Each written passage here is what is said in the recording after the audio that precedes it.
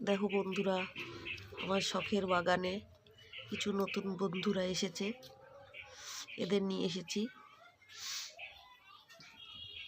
কিছু ডালিয়া আছে, কিছু চন্দ্রমল্লিকা আছে, কিছু গাঁদা ফুল আছে, তার মধ্যে কিছু পিটুনিয়াম আছে।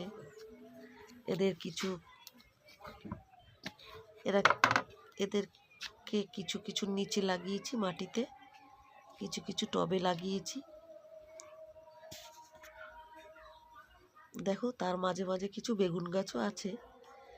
দেখো গোলাপের কালারটা কেমন লাগছে। ভালো লাগলে কমেন্ট করো। Tata bye.